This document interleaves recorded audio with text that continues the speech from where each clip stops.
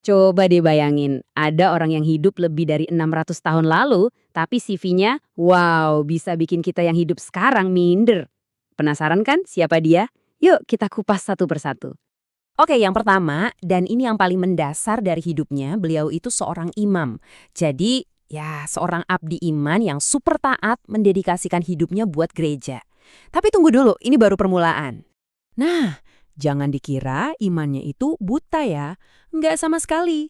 Beliau juga seorang filsuf skolastik. Maksudnya, pemikir yang jago banget, yang mencoba menyatukan antara logika dan keyakinan.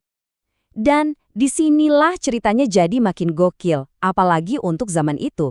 Ternyata beliau juga seorang fisikawan. Kebayang nggak? Seorang ilmuwan yang belajar tentang alam semesta, ciptaan Tuhan, tapi lewat observasi dan akal sehat. Jelas dong, sebagai orang yang religius, beliau juga mendalami teologi. Jadi beliau tuh nggak cuma sekadar percaya, tapi benar-benar belajar seluk-beluk ilmu ketuhanan secara akademis. Keren ya?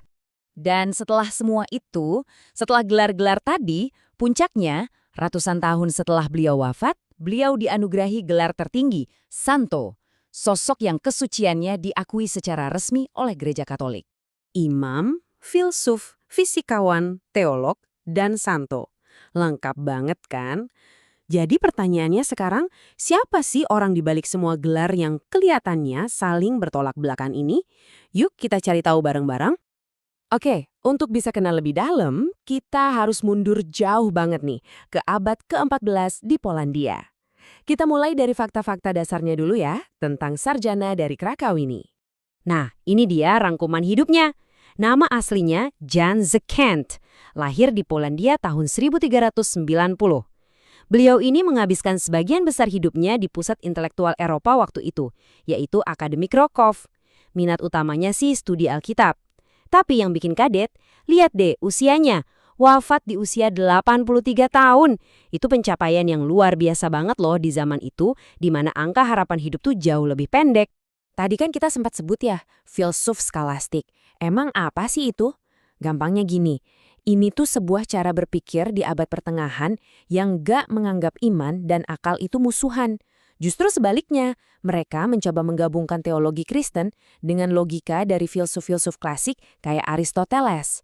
Ini bukti kalau Kantius itu bukan cuma orang yang beriman doang, tapi juga seorang intelektual sejati. Tapi, tahu nggak, bagian paling menakjubkan dari kisah Yohanes Kantius itu justru bukan apa yang dia capai waktu masih hidup. Yang lebih luar biasa lagi adalah apa yang terjadi sama warisannya berabad-abad setelah beliau meninggal. Lihat deh timeline ini. Ini nunjukin perjalanannya jadi santo itu panjang dan berliku banget.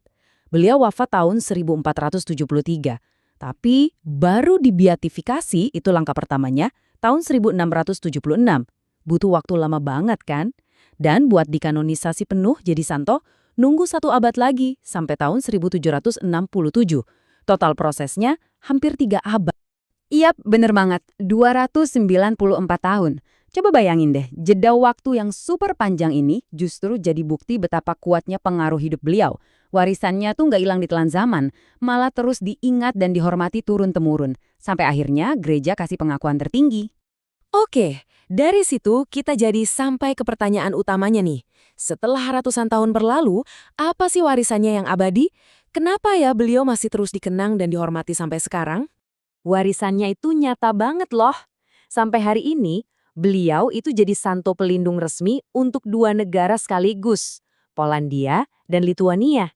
Nggak cuma itu, beliau juga jadi pelindung buat alma maternya, Universitas Jagiellonian.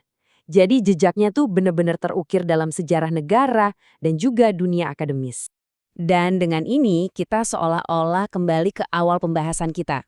Rangkuman ini benar-benar pas banget buat ngegambarin betapa kompleksnya sosok beliau. Dia tuh bukan cuma sekedar orang suci biasa. Dia adalah perpaduan yang langka banget antara iman yang dalam, pikiran filosofis yang tajam, sama rasa penasaran seorang ilmuwan. Ini ninggalin kita sama satu pertanyaan besar buat direnungkan. Gimana ceritanya ya, kehidupan seseorang dari 600 tahun yang lalu masih bisa punya dampak yang begitu kuat di dunia modern kita sekarang? Mungkin ya itulah bukti nyata dari kekuatan sebuah warisan yang benar-benar melampaui zaman.